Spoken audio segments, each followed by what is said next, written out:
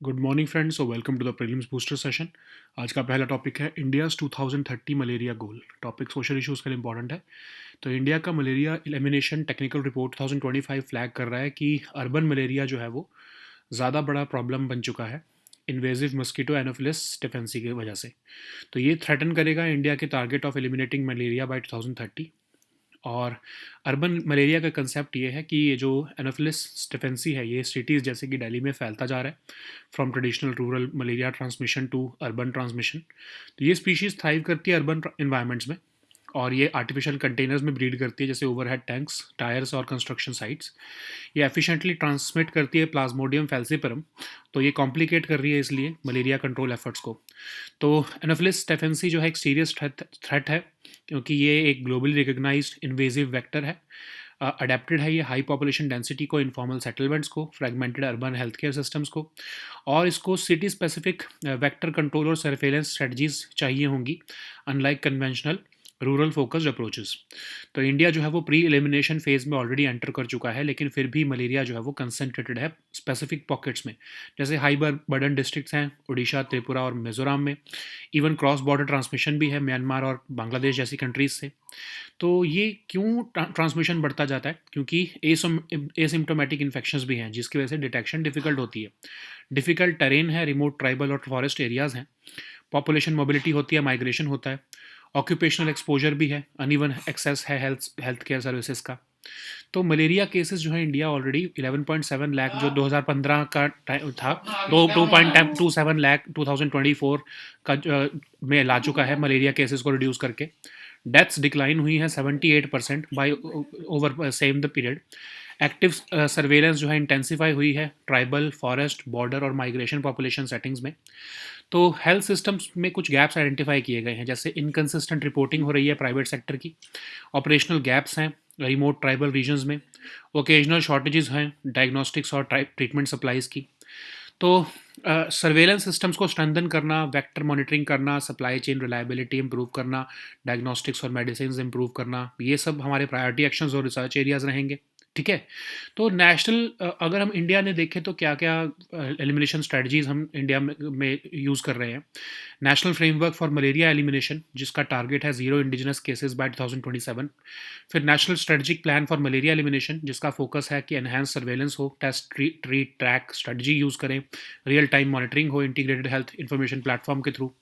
तो vector control और urban malaria management के भी का भी यूज़ कर रहे हैं, जिसमें इंडोर रेजिडुअल स्प्रेइंग होती है, लॉन्ग लास्टिंग इंसेक्टिसाइडल नेट्स जो है वो डिस्ट्रीब्यूट किए जाते हैं, और इन्वेजिव जो एनोफिलिस स्टेफेंसी है मस्कीटो उसको भी कंट्रोल किया जाता है। तो फिर डायग्नोस्टिक्स टूल्स को भी बढ़ाने के लिए जो है नेशनल रेफरेंस लेबोरेटरीज बनाई जा रही हैं, डिस्ट्रिक्ट स्पेसिफिक एक्शन प्लान्स बनाए जा रहे हैं, और इवन मलेरिया सर्विसेज को आयुष्मान भारत में भी इंटीग्रेट किया जा रहा है। तो रिसर्च भी चल रही है इंसेक्टिसाइड रेजिस्टेंस और ड्रग एफिकेसी के ऊपर, ताकि एविडेंस बेस्ड इंटरवेंशंस हो सके ट्रीटमेंट के लिए। ठीक है। नेक्स्ट हम टॉपिक देखते हैं, India's RCEP minus China strategy. Topic international relations के लिए इंपॉर्टेंट है। तो 6 साल के बाद जब इंडिया ऑप्ट आउट कर चुका है RCEP से 2019 में, इंडिया इफेक्टिवली सिक्योर कर चुका है most of the economic benefits बिना इस ग्रुप को ज्वाइन किए। तो हुआ क्या है कि इंडिया ने जब अब ये न्यूजीलैंड के साथ FTA साइन किया है, तो अब इंडिया के सभी कंट्रीज़ के साथ RCEP के जितने भी मेंबर्स हैं उनके साथ FTA हो चुका है एक्सेप्ट चाइना।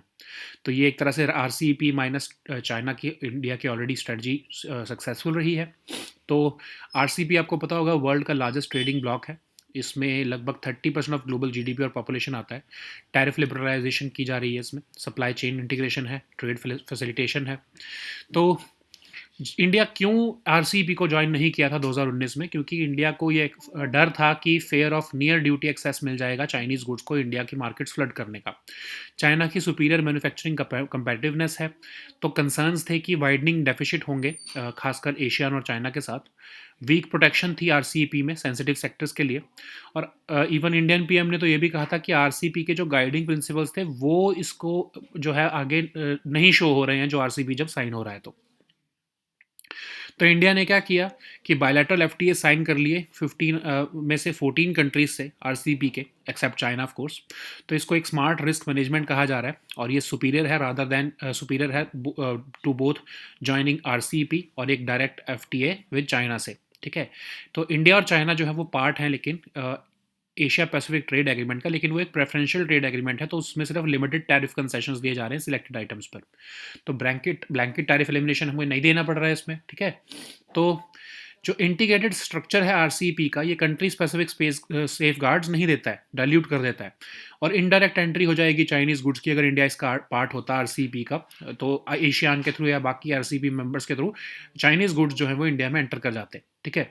तो इंडिया ऑलरेडी एशियान के साथ, साउथ कोरिया, जापान के साथ ऑलरेडी ये एफटीए साइन कर चुका है, और 2014 के बाद ऑस्ट्रेलिया और न्यूजीलैंड के साथ भी जो है हमारे एफटीए साइन हो चुके हैं। ज़ीरो ड्यूटी मार्केट एक्सेस मिल चुका है इंडियन एक्सपोर्ट्स को, इन्वेस्टमेंट कमिटमेंट भी मिली है हमारे को $20 बिलियन की। तो इंडिया की जो है प्रेजेंस पैसिफिक और इंडो पैसिफिक दोनों एरियाज़ में स्ट्रेंथन हुई है, ठीक है। लेकिन कुछ चैलेंजेस भी हैं, जैसे कि जो एशियान के साथ एफटीए है उसको रीनेगोशिएट करने की ज़रूरत है। एमएसएमईज और मैन्युफैक्चरिंग को फिर भी प्रोडक्टिविटी एनहेंसमेंट की ज़रूरत है। तो सप्लाई चेन रेजिलियंस की ज़रूरत है, ताकि हम अपने जो एफटीएज हैं उनको यूज़ करते हुए चाइना सेंट्रिक चेन से अवे होकर डाइवर्सिफाई हो सके, ठीक है। नेक्स्ट हम टॉपिक देखते हैं, प्लासर्स क्विक रिलेइंग सिस्टम। टॉपिक आपके इकोनॉमी के लिए इंपॉर्टेंट है। तो नॉर्थ ईस्ट फ्रंटियर रेलवे जो है उन्होंने एक मेजर माइलस्टोन अचीव किया है मैकेनाइज्ड ट्रैक रिन्यूअल का, और highest ever single day output 1033 track meters का अचीव किया है using Plasser's quick relaying system. तो एक modern semi mechanize system automatic machine है जिसका यूज़ किया जाता है क्विक रेलवे ट्रैक रिप्लेसमेंट में। तो ये इसका एम है कि स्पीड अप हो सके ट्रैक रिन्यूअल, ताकि और बिना ट्रैफिक डिस्ट्रप्शन के, इन्हांस सेफ्टी के, रिलायबिलिटी और मेंटेनेंस एफिशिएंसी के। तो इसमें सेल्फ प्रोपेल्ड क्रेन्स का यूज़ किया जाता है, इवन न्यू ट्रैक रिकंस्ट्रक्शन के लिए भी इसको यूज़ किया जाता है। तो ये लॉन्ग ट्रैक लेंथ्स बनाने के लिए with in shorter traffic blocks ये बहुत हेल्पफुल रहता है।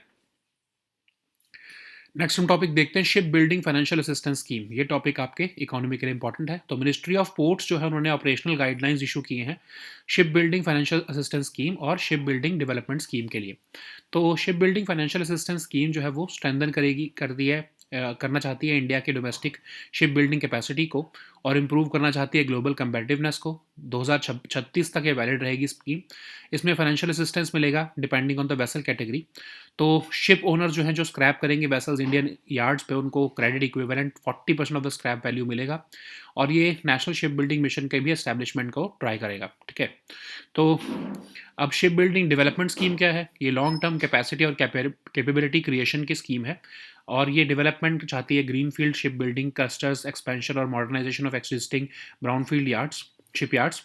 इसको इंडियन मैरिटाइम यूनिवर्सिटी के अंदर जो है इंडिया शिप टेक्नोलॉजी सेंटर बनाने का भी इसके अंदर फीचर है। और ये ग्रीन फील्ड शिप बिल्डिंग होगी तो 100% कैपिटल सपोर्ट मिलेगा, और अगर ब्राउन फील्ड एक्सपेंशन होगी तो 25% कैपिटल असिस्टेंस मिलेगी। नेक्स्ट हम टॉपिक देखते हैं, सोमालीलैंड। टॉपिक इंटरनेशनल रिलेशंस के लिए इंपॉर्टेंट है। इसराइल ने फॉर्मली रिकॉग्नाइज कर दिया है रिपब्लिक ऑफ सोमालीलैंड को एज अ सोवरेन स्टेट। तो सोमालीलैंड क्या है? हॉर्न ऑफ अफ्रीका में लोकेटेड है, डी फैक्टो इंडिपेंडेंट स्टेट है जिसका अपना खुद का कॉन्स्टिट्यूशन है। बारबेरा पोर्ट जो है डेवलप किया जा रहा है यहाँ पर रीजनल ट्रेड के लिए, लॉजिस्टिक्स कॉरिडोर के लिए। इकोनॉमी यहाँ पर लार्जली लाइव स्टॉक बेस्ड है। नेक्स्ट हम टॉपिक देखते हैं, ग्लोबल कैपेबिलिटी सेंटर्स। इकोनॉमी के लिए टॉपिक इंपॉर्टेंट है। तो ग्लोबल कैपेबिलिटी सेंटर्स जो है वो प्राइमरी इंजन बन चुके हैं इंडिया की टेक्नोलॉजी जॉब मार्केट में। तो ये बेसिकली ऑफशोर ऑफिसेज या सब्सिडरीज होती हैं जो एमएनसी सेटअप करती हैं वेरियस बिजनेस प्रोसेसेस और सर्विसेज को हैंडल करने के लिए। तो ये ऑर्गेनाइजेशंस को global pool of top tier talent के साथ कनेक्ट करती हैं, ठीक है। तो इसमें वाइड रेंज ऑफ टास्क्स के लिए रिस्पॉन्सिबल होती हैं, जैसे IT support, research and development, data analytics, finance, human resources, बाकी के बैक ऑफिस फंक्शंस। तो इससे पहले जीसीसी जो है वो एस्टैब्लिश हुए थे इंडिया में primarily to reap cost benefits, लेकिन धीरे धीरे वो इवॉल्व हो चुकी हैं और वो क्रिटिकल बिजनेस फंक्शंस जैसे आर&डी, एनालिटिक्स, डिजिटल ट्रांसफॉर्मेशन, इनोवेशन, ये सब भी कर रही हैं, ठीक है। नेक्स्ट हम टॉपिक देखते हैं, Dulhasti stage 2 hydro power project. Topic economy के लिए इंपॉर्टेंट है। तो मिनिस्ट्री ऑफ एनवायरनमेंट ने अप्रूवल दे दिया है 260 megawatt Dulhasti stage 2 hydro power project का, जो कि चेनाब रिवर में किश्तवाड़ डिस्ट्रिक्ट में बनाया जा रहा है। नेक्स्ट हम टॉपिक देखते हैं, Santhali language. Topic polity social issues दोनों के लिए इंपॉर्टेंट है। प्रेसिडेंट ऑफ इंडिया ने रिसेंटली कॉन्स्टिट्यूशन ऑफ इंडिया जो है वो रिलीज़ किया है संथाली लैंग्वेज में। तो संथाली लैंग्वेज इंक्लूडेड है 8th शेड्यूल ऑफ कॉन्स्टिट्यूशन में थ्रू 92nd अमेंडमेंट एक्ट 2003 ये कई ट्राइबल लोगों द्वारा बोली जाती है। झारखंड, उड़ीसा, वेस्ट बंगाल और बिहार में प्राइमरीली इसको संथाल ट्राइबल कम्युनिटी यूज़ करती है, और ये इवन नेपाल और बांग्लादेश में भी बोली जाती है। Munda branch of Austro Asiatic language family को बिलोंग करती है। संथाली जो है वो ओल्ड चिकी स्क्रिप्ट का यूज़ करती है, जो कि एक सिस्टम है 1925 में पंडित रघुनाथ मुर्मू द्वारा बनाया गया था। So now let us see all these topics in English. So the first topic is India's 2030 malaria goal. This topic is important for your social issues.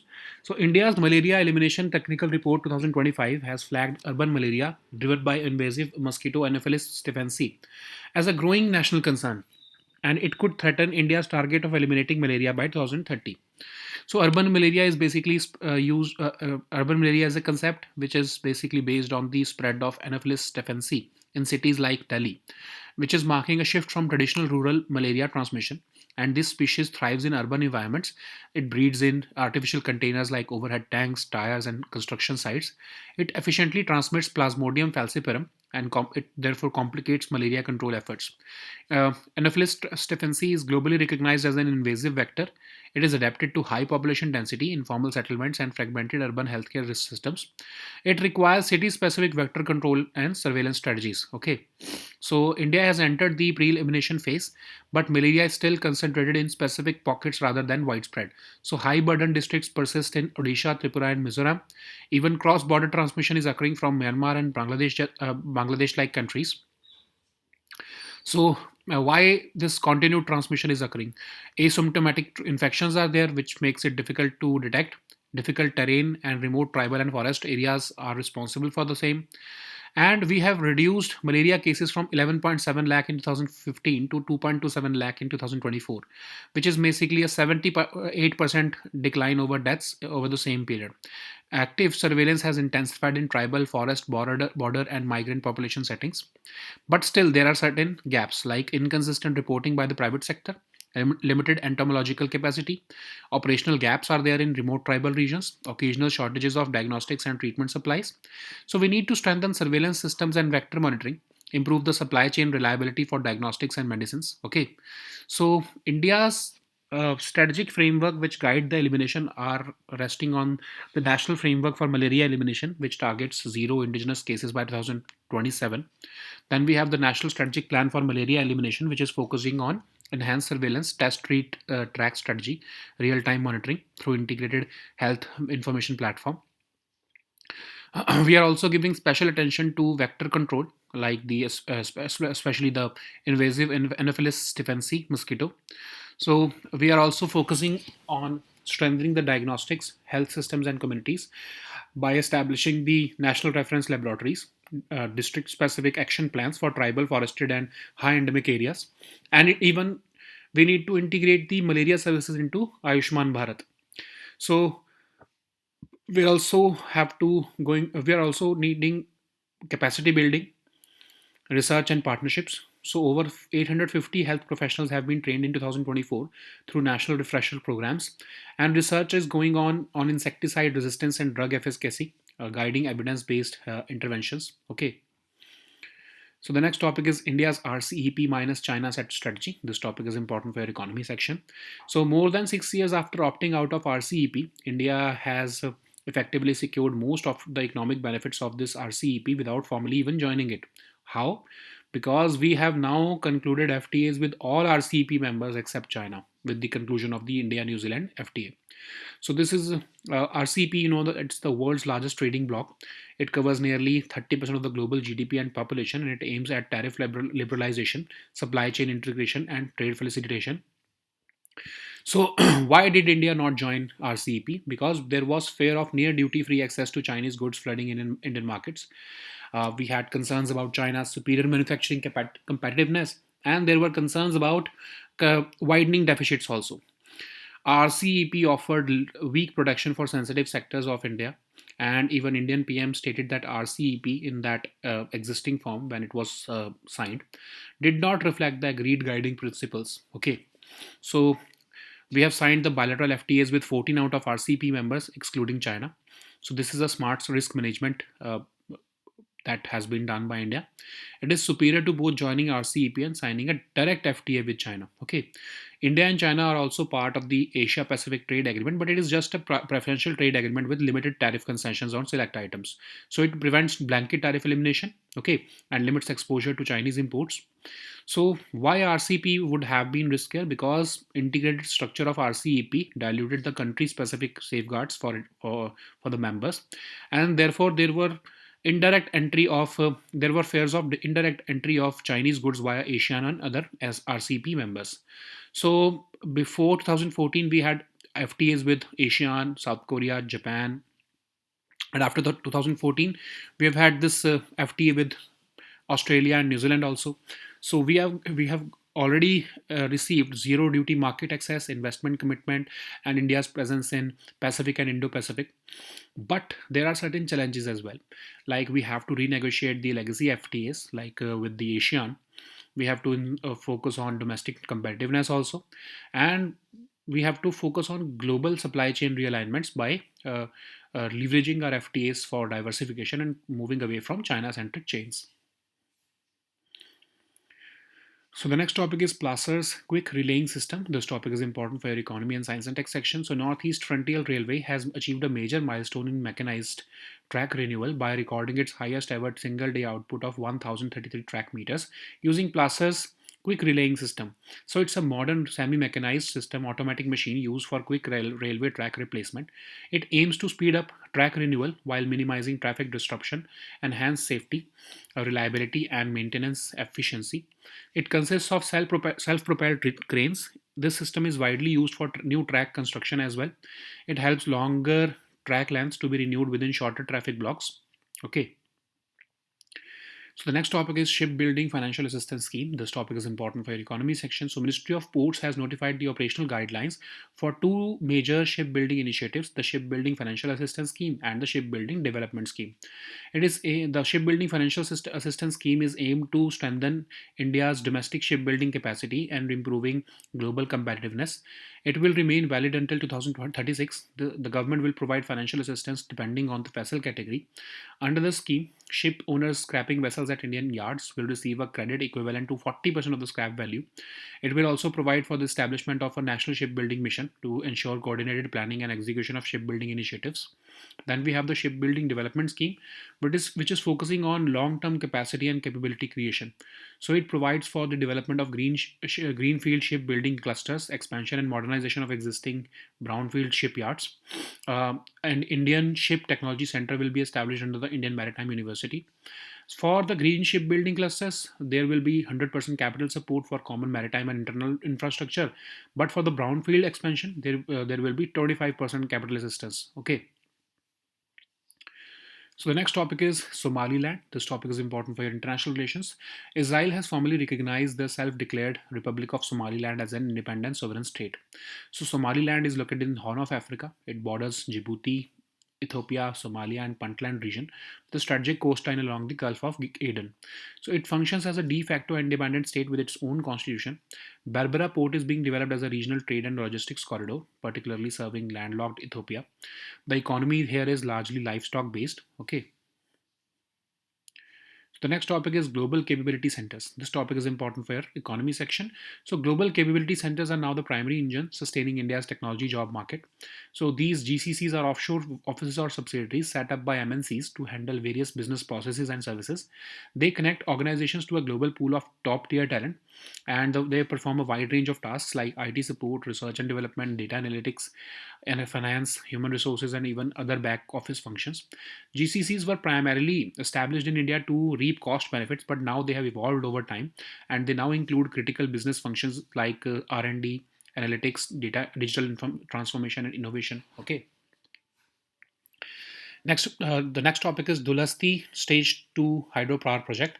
This topic is important for your economy section. So, a panel under Ministry of Environment has approved the 260 megawatt Dulhasti Stage 2 Hydropower Project on the Chenab River in Jammu and Kashmir's Kishtwar district.